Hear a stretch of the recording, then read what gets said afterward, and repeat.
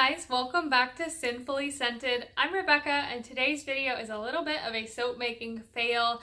I wanted to make a video on how to make a brine soap or a saltwater soap for you all, but the fragrance oil that I used really accelerated my soap. It was Salty Sea Air from Rustic Essentials, and to be fair on their part, they do say on the website that it does accelerate. I tried to do a couple things to compensate for the acceleration. I soaped at full water, I soaped at 85 degrees, and I only used about half of what I would normally use as far as fragrance oil goes. So I kind of expected a little bit of less of an acceleration than what was reported on the website, but I think I got a little bit more of an acceleration. Also, when you take into account that a saltwater soap has a lot of hard oils in it, and the salt definitely makes things move faster. It was kind of a plop and drop, get it in the mold real quick, but this is part of the process and I wanted to share it with you all so that you know that even experienced soap makers have moments where they kind of fail. It's still usable soap, it's still beautiful. The lather is very lotion-like. I think it's gorgeous. It's just not sellable due to the imperfections in it, and as a soap maker you might like those imperfections. It's not something that I would be able to list on my website and sell. But anyways, without further ado, let's go ahead and get into the video.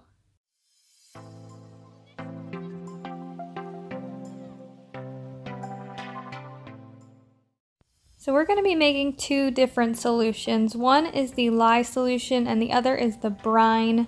So in one of my containers I have 63 grams of distilled water, 63 grams of sodium hydroxide.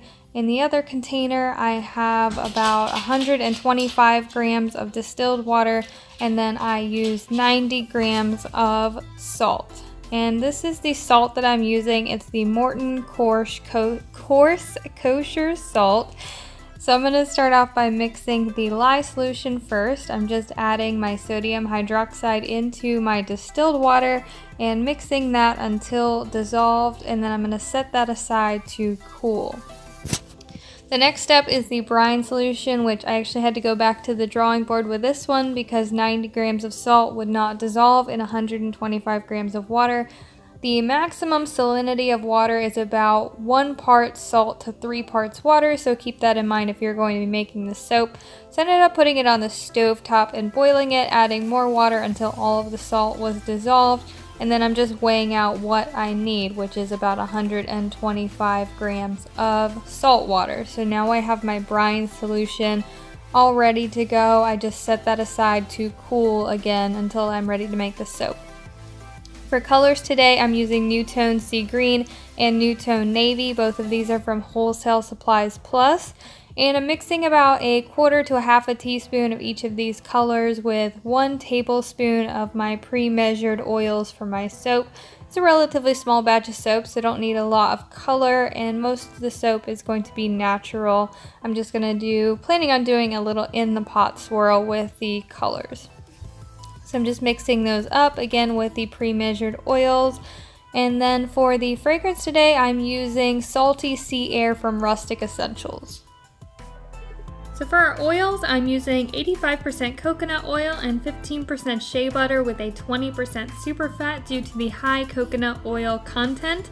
I'm doing a 1 pound batch, so that's 385 grams of coconut oil and 68 grams of shea butter. My oils and my Lye Solution were both at about 85 degrees, so I was ready to go ahead and get soaping. So I added my Lye Solution and my brine mixture to my oils and pulsed with my stick blender on low speed until emulsified.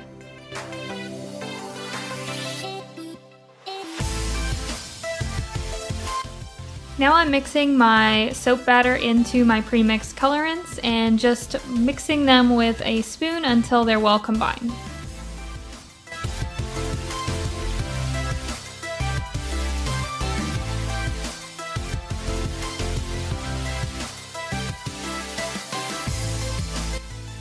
And here's where the trouble started for me. As soon as I added in the fragrance to the soap batter, it started to rise and accelerate. I was just planning on mixing in the fragrance by hand because I knew it was going to accelerate, but unfortunately due to the ricing that I was not aware of, I ended up having to use my stick blender to try to get rid of some of those clumps, which I'm sure made things move even faster for me. But I did the best that I could. I tried to do a little in the pot swirl, but the texture of the soap was just so different between the scented and the unscented soap that the colored mixture just sat on top. So you can really see the texture difference as I stir them together between the scented and the unscented soap. I did try to pour it into the mold, but quickly realized that that was not going to work. So I went with the next best thing, which is just use a spoon and plop it in there as fast as you could. I used a spoon and a knife to try to smooth it out on top. Again, I did the best that I could to try to get this in the mold, but this is why you do test batches, because you never know how a fragrance is going to perform. And yeah, so enjoy watching me struggle to get this in the mold.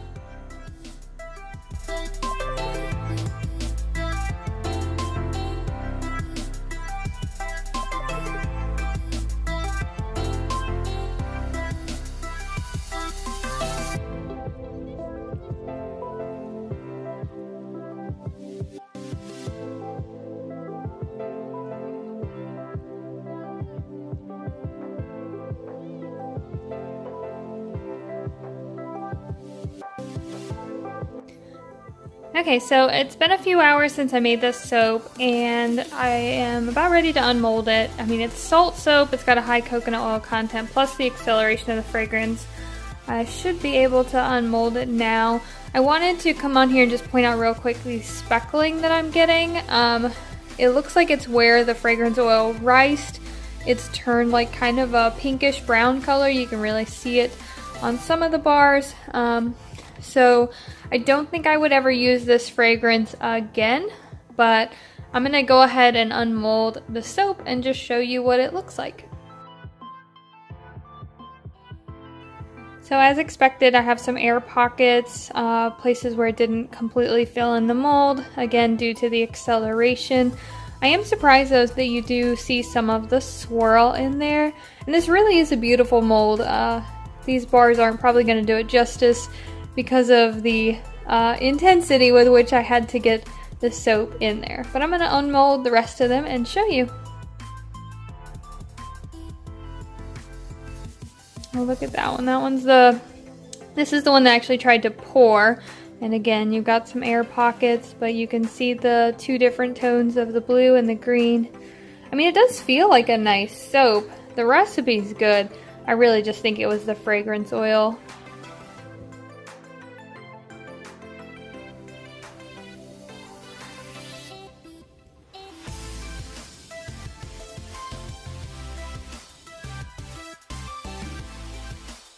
This is probably one of my favorite designs in this mold, is this moon. It's so gorgeous.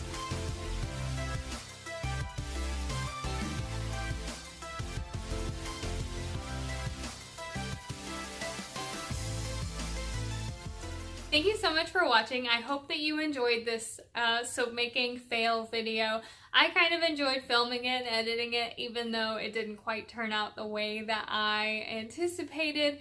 It's all part of the process. It's all part of the learning. Don't forget to like this video and subscribe to this channel. I put out a new video every Thursday at 4 p.m. Eastern Time. I don't have a video planned for next week yet, so you might have to stay tuned. I might try to make another brine bar with a different fragrance oil to see if that performs better, because I do want to get a brine bar listed on my website. Of course, they take 4 to 6 weeks to cure, but that's something that I want to do, and I definitely want like an ocean salty kind of scent, so we'll see if I try again next week. But anyways, thanks again for watching, and I'll see you guys again next week. Bye!